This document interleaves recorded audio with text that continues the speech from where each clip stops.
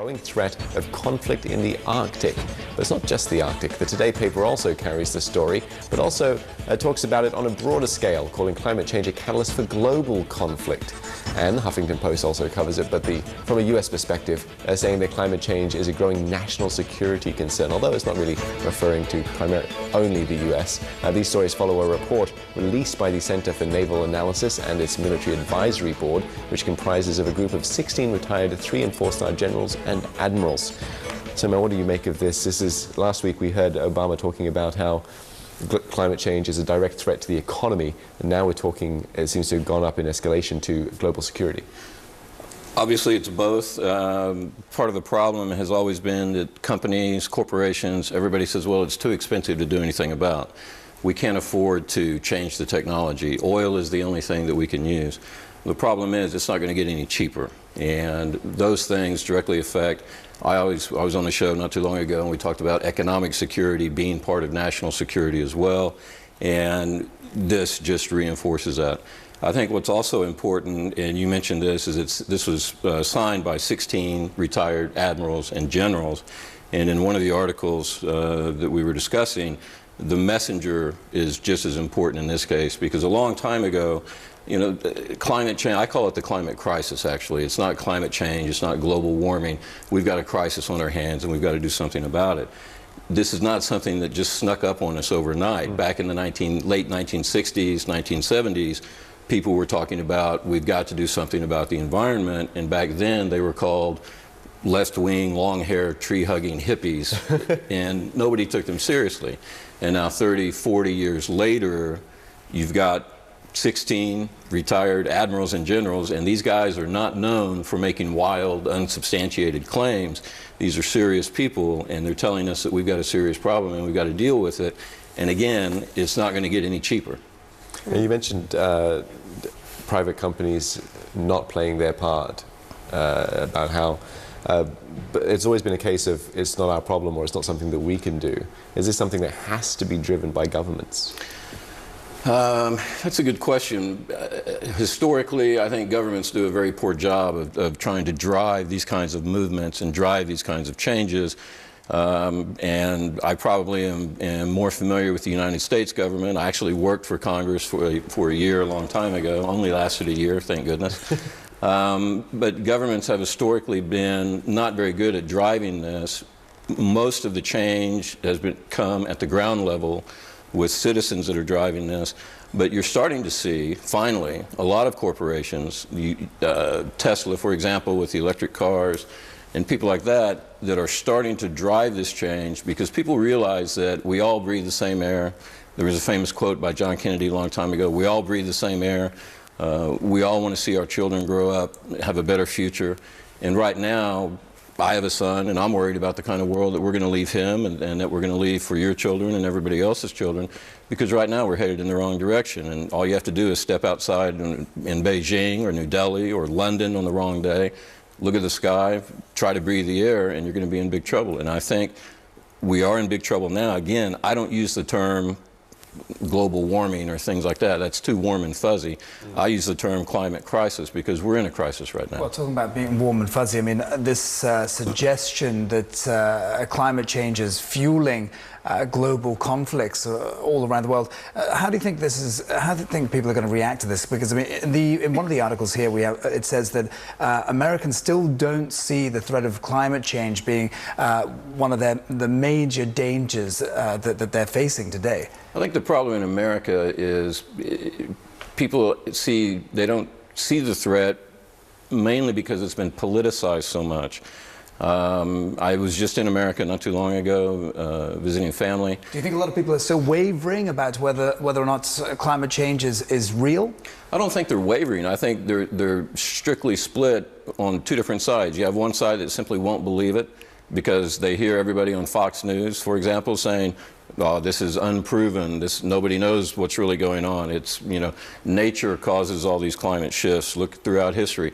And then you have the other more sane folks, I think, who do believe the science. And I don't think there's very few people that are in the middle that are wavering or not sure or whatever. I think it's, you have one side that doesn't believe it and one side that does. That might be the case in the United States as well, because maybe they don't see or feel the effects of it, of the conflict that arises from the climate change, the climate crisis, that, as you're referring to it. But in places like Africa, where poor countries, we've seen examples in Nigeria.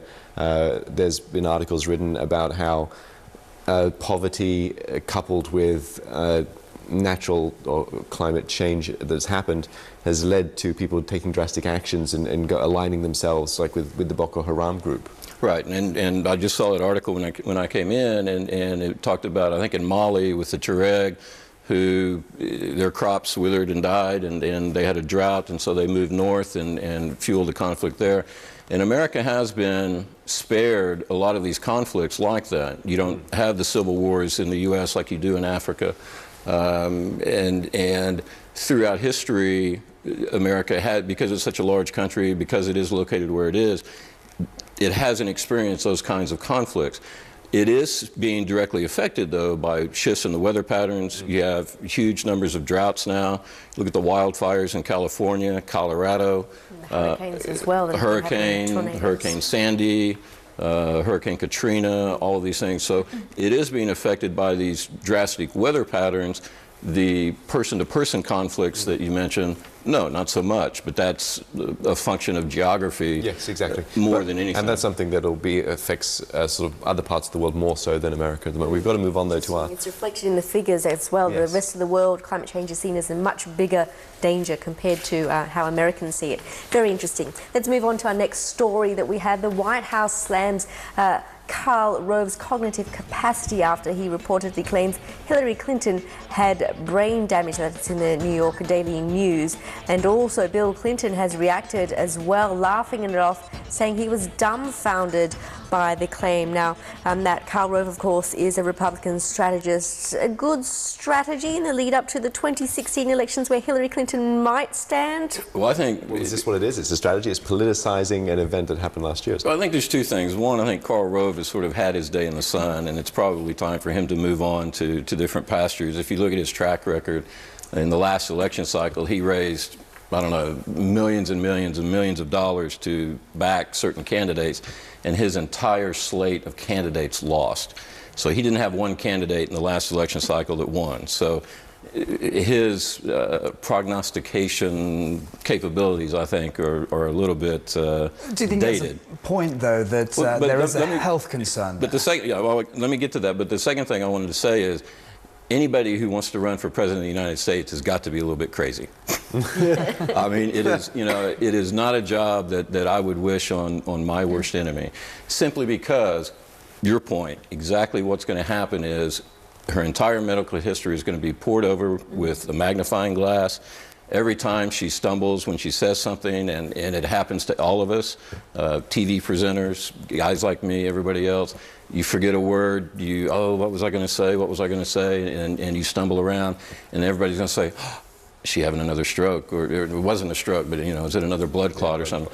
So she's going to be in for this. She's got to get used to it. I think this is probably it's not one of the nicer things, but it's one of the less mean things that Karl Rove and all the other pundits are going to be saying during this coming election cycle. Well, he actually said he never made the brain damage remark, but he insists that Clinton's health would be a valid issue if she were to run for president in 2016. But Bill Clinton has laughed in response, predicting it's just the beginning, it's just part of the deal. So they are experienced, they know this is what to expect and what Hillary should expect. She's just ignored all of this. I would actually, going back to your point about Karl Rove denying this, I would tend to believe, even though the New York Post is a tabloid, I would tend to believe the newspaper, and also I would wager pretty good money that there's probably going to be a YouTube video surface pretty soon.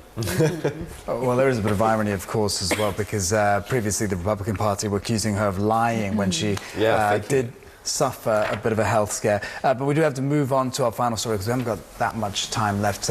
Finally, we've got this article from the Sydney Morning Herald. Being ignored on Facebook can lower self-esteem. It says that disarming That disarming feeling some people get when no one likes their post or photo on Facebook is not imaginary. A new study has found rejection on social media, even if unintended, can lower self-esteem and affect our sense of belonging. Something you've experienced, Matt? Are you going to admit to it? I've actually been accused of having too much self-esteem from time to time.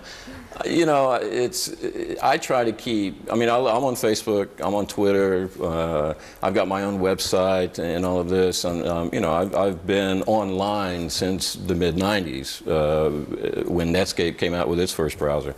I tend to try to keep these things in perspective. I think if you have low esteem online, I think you probably have low self-esteem in real life, and you need to work on that. And you know, with these kinds of studies, I think people need to keep a very healthy sense of perspective about things. Get off get off Facebook, get off these things, go outside, meet some people. You know, I tell my son, get off the computer, go out, hit the pool, go see your friends. Well, I mean, as the article says, you know, on social media, kind of, you know, if you're writing an email or if you're posting something on Facebook, the danger is that it is one-way communication, whereas if you are interacting with people, it is two-way communication and it forces a response from people. So that's likely to have a less damage on your self-esteem, I suppose. I mean, I don't get upset. I probably get annoyed if I send somebody an email and they don't respond in what I think is a timely fashion. That depends on the urgency of the email. I mean, if it's at work and I need to find out something about an article I'm editing, I'd like to have a quick response because I want to get that story out. If I'm writing a personal email and it takes the person a day or two to get back to me on something that's probably, you know, if I'm just checking in and saying hi and, by the way, here's a vacation photograph, you know, I'm not going to get annoyed about it. I'm not going to worry about it. Now, if I get completely ignored for about 6 months, then yeah, maybe. But again, I mean, you know, keep your online life, have a good sense of perspective about it. Don't get so wrapped up in it that it does affect your self-esteem because it's not worth it.